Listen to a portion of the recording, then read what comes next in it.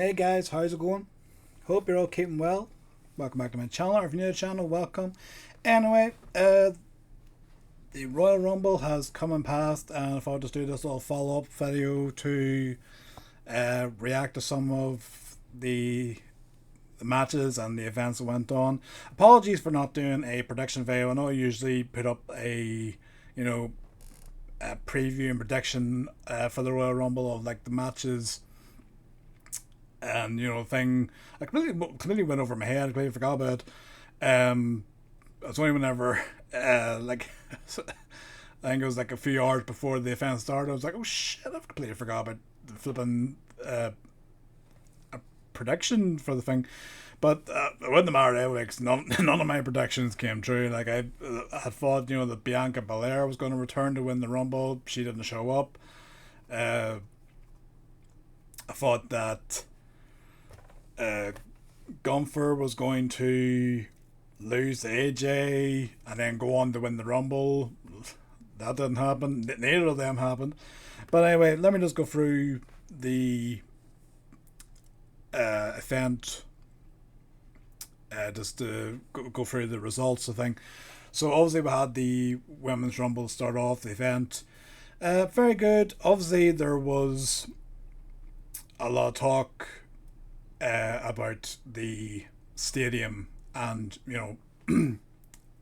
the lighting around the seats that made it look empty. Even I thought at the time that it was empty, but whatever they did with the lighting, it made the it hid the people.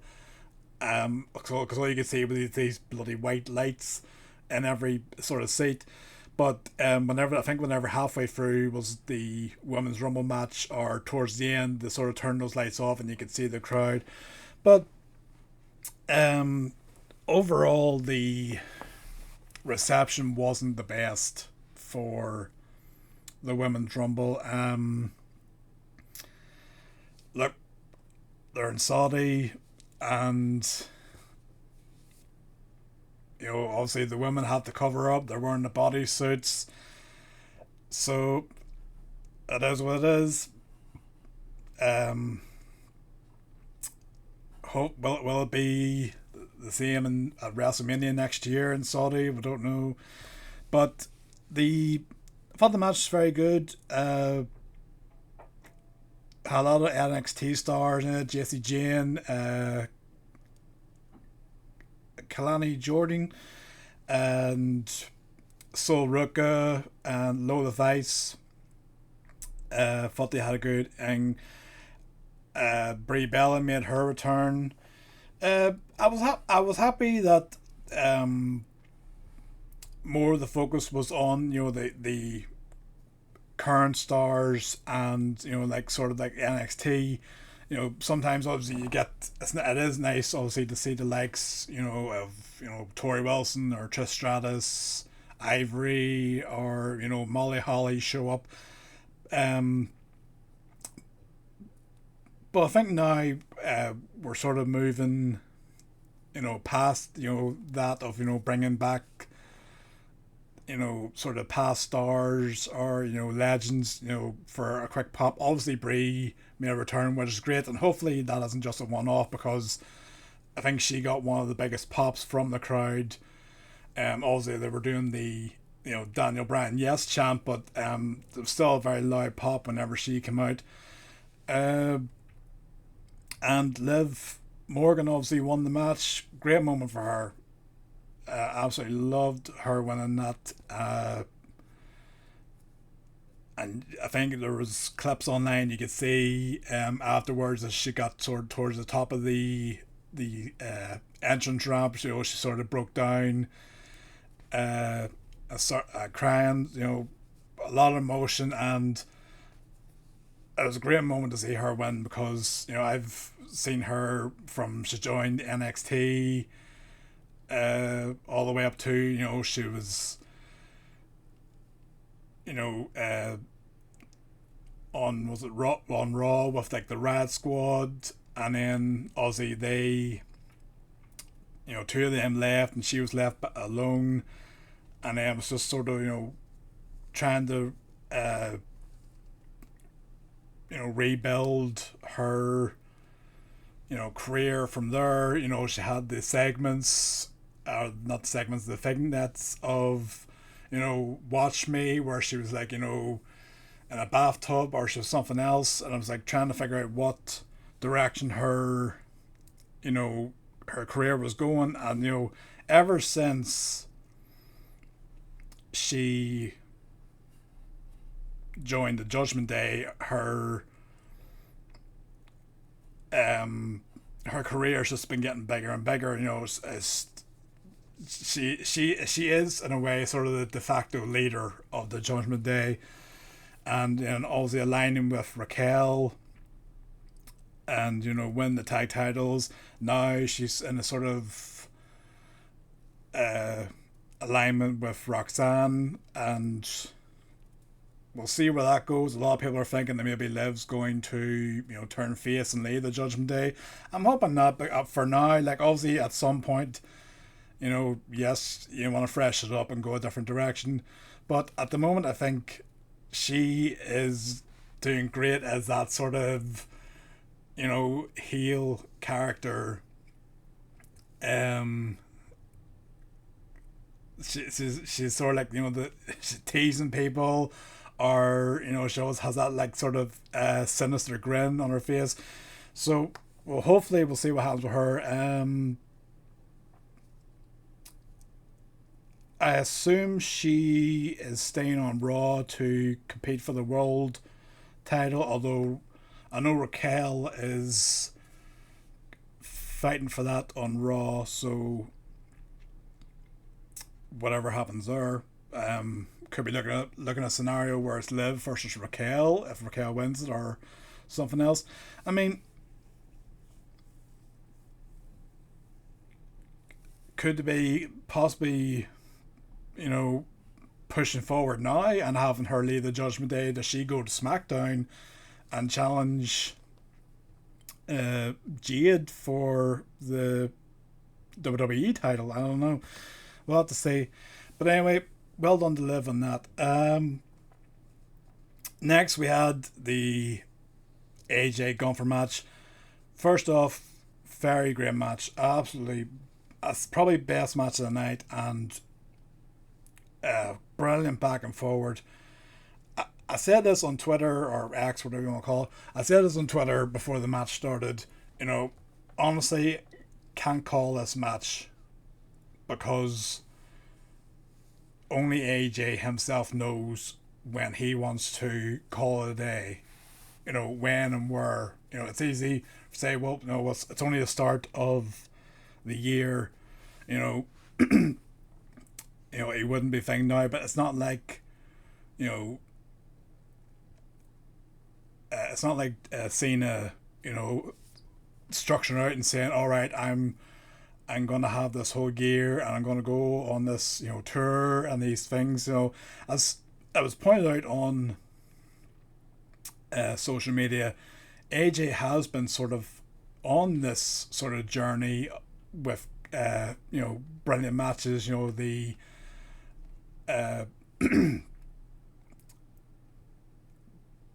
the matches with Cody Rhodes, the battle with Cena, and then the match he just had with Nakamura, and then awesome match at the Royal Rumble against Gunther. But I don't think AJ's finished in ring, at least in not in the wrestling. I think he's finished in WWE in ring, but I don't think he's finished, because whenever this match was set up and Gunther challenged AJ for his career, I had said at the time, what if, because AJ made his WWE debut at the Royal Rumble, what if he loses to Gunther at the Royal Rumble and that ends his WWE career, and then he goes on maybe to likes of TNA or New Japan to finish his career there. So we'll have to say, obviously, AJ, he was going to lay his gloves in the ring, and then he stopped and put them back on his hands. So, is that a message of saying, all right, Gunther's beat me in a WWE ring, my career's over, but I'm not done yet. And, he could end up going to TNA. Or, look, he could very easily go to AEW. I don't watch AEW, but there is some interesting matches that he could have on AEW. You've got Kenny Omega, you've got MJF.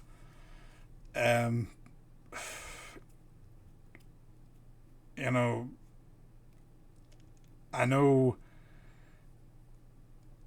I don't know if Adam Copeland is still with AEW, but if he is, there could be a match there. I'm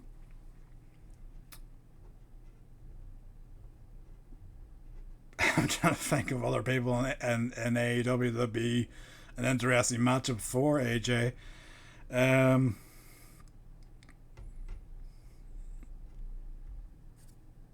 I don't know, I mean, you could have him go against Moxley, but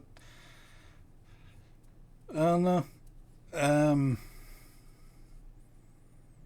Samoa Joe, I mean, sorry, I completely forgot about Samoa Joe. I mean, that would be a hell of a match.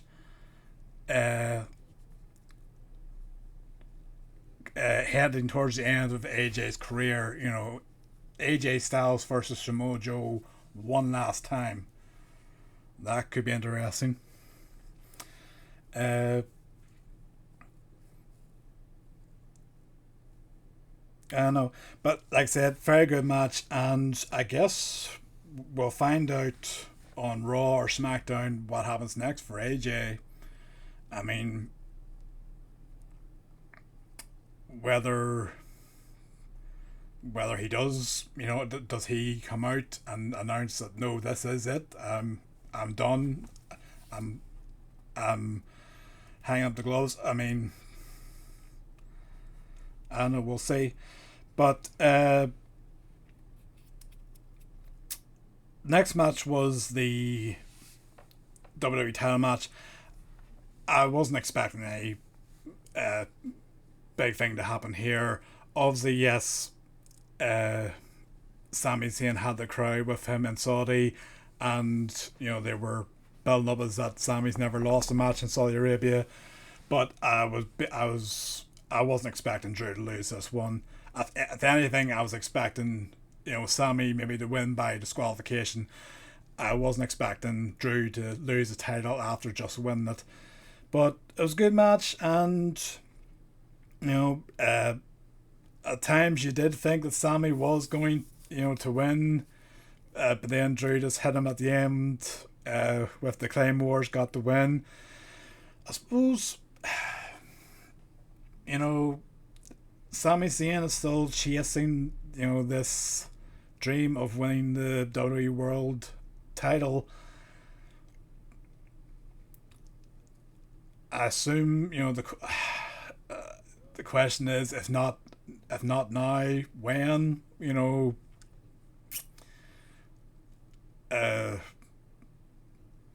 Unless he's going to win Elimination Chamber and get a shot at a title. I don't know. Like, is the next year Sammy's year? Or when? Because we've got all this talent coming up. Trick Williams. Trick Williams is very over right now. I mean, the crowd just absolutely pop for him. I think at the moment Sammy's in the same boat as LA Knight. Is that, yes, you would love to put the title on them, but there's so many other talent on the roster and so much more talent coming up that it's hard to get time for them to be a champion. but obviously Drew won that match, and that wasn't the last time I seen Drew at the night. Uh, Men's Rumble, as much as I like the Royal Rumble, this one felt all over the place. Um, obviously, it was already chaotic from the night before when I don't know they inadvertently revealed that Braun Breaker was going to be the number one entry, and then they had to change it and think of a way to uh, try and get themselves out of it, where Braun became number two entrant, and Paul Heyman was blaming Adam Pearce, thinking that he'd done this on purpose and everything. But turns out it didn't matter if it was one or two, because he didn't get in. He didn't last too long in the match. He lasted about 10 seconds. I am curious if they had stuck with the thing, if Braun had been the first entrant, how they would have done that setup, because obviously if he had to come out first, he would have been in the ring waiting for number two to come out. So what would they have done with the angle of him getting attacked? Would they have had somebody come into the ring and attack him, and then I'm assuming Obafemi would have been number two, and he would have come out and then still thrown him over? I don't know. A lot of speculation about who attacked Braun. Obviously they did the curb stomp, making it look like Seth, but obviously Austin Theory was using the curb stomp whenever he was wearing. They love this black hood at the moment, this new appearance. I've seen images online that it looked like Logan Paul, because the person was maybe wearing same sort of bracelets that Logan was wearing. I said on X at the time, is that Adam Pearce? Is he taking revenge because of the fact that he had suspended Braun and then had to reinstate him and put him in the Rumble, and then he had Paul Heyman coming out and yelling in Pierce's face, did he put on a mask and hood and attack Braun as out of revenge? But I don't know. I assume that they're going to maybe build this out, and then it'll be maybe, I don't know, at the Elimination Chamber, maybe they might have Braun win Elimination Chamber, and then I don't know, he's attacked or revealed, then maybe Seth's back. Or there is a theory that, pardon the pun, there's a theory that Austin Theory is working for Seth, and he is like sort of like a double agent in the Judgment, or not Judgment Day, the Vision. So we'll have to see. I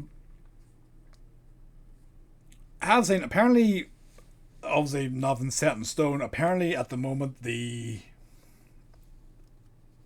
plan is, well, hold on, I'm getting ahead of myself. Obviously the Men's Rumble, yeah, as I said, it was all over the place. At the start, whenever Obafemi was there, it felt like they were just sending out entrants like every 20-30 seconds.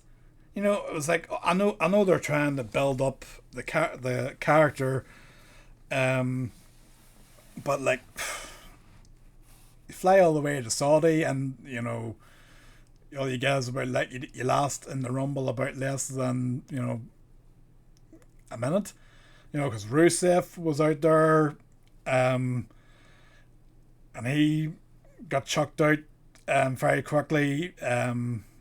Solo, he got eliminated. Rey Mysterio, Matt Cardona, like, I don't know if they thought at the start they were sort of rushed for time, and they were just trying to thing. But I feel like, especially as you've seen later in the match, I feel like they could have sort of slowed it down, and they didn't have to have it where Obafemi was, quickly getting rid of guys. They could have built it up where, you know, maybe like one or two get eliminated. Oh, he'd already eliminated Braun Breaker in 10 seconds. But you could have had, maybe the likes of Rusev, Matt Cardona, and Solo, like sort of join up to try and eliminate Obafemi, and then he, sort of takes them all down, and then, maybe like he hits a few moves to drop them, and then throws them out, instead of just having them from out one after the other. It felt very rushed. And then obviously there was a spot whenever Lesnar was in the match where he got eliminated by Cody and LA Knight, and you just barely caught it, because Jey Uso was making his entrance. The cameras were focused on him doing his yeet with the crowd, and just I'm assuming somebody either in Gorilla or the cameraman, said, "Can somebody get a camera on, Brock?"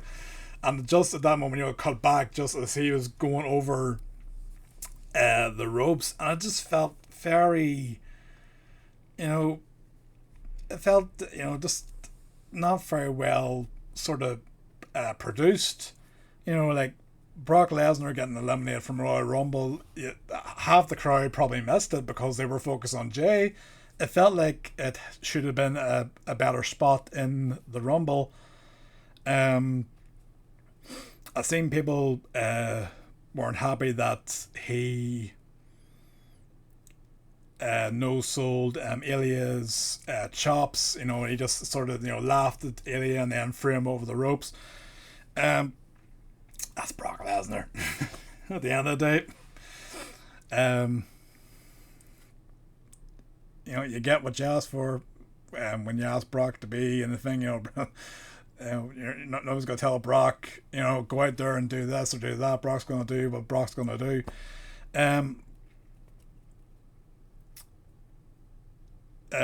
Obviously, Cody got eliminated thanks to Drew. Again, I don't know where they add this on replays, but when I was watching it live, whatever way the camera thing, I seen Drew at the side of the ring before the camera panned away, so I knew he was going to do something. And then obviously he hit the Claymore to eliminate Cody, and then Jacob got eliminated too. So I assume they're still going to go with that. As I said, one of the rumors is that it's going to be Drew versus Cody at WrestleMania. Again, seems a bit repetitive. Jacob might be added to the match to make a triple threat. I don't know. Anyway, I mean, Roman won the Rumble at the end. Gunther, it was down to him and Gunther, and I was thinking the Gunther was going to win, because that certainly would have been a way to end his night after beating AJ. But Roman won. Certainly got a much better reception than the last time he won the Royal Rumble. People remember, he was booed out of the building last time, and even The Rock coming out to help him fight off Big Show and Kane, and raise his hand. Even that didn't help. The crowd were that disgusted. they were chanting refunds and everything. So it definitely more well received when the Rumble this year.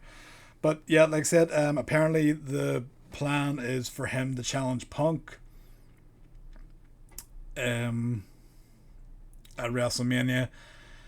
I would have gone for Roman to challenge Drew, because obviously they still have some history, from Drew. Whenever he was trying to win the title, he could never beat Roman. It was always like the bloodline got involved, especially even at Clash of the Castle. The bloodline got involved, so I felt that would have been better in a way, to have Roman challenge Drew. You could say that that Drew, to cement his legacy as a champion, he has to do something that he hasn't done, and that's beat Roman Reigns for the title. But it looks like they might be going with Cody versus Drew, possibly with Jacob, and I guess Roman is going to challenge Punk, although Triple H said in the post media conference that Roman is going to take some time and he doesn't know when it will show up.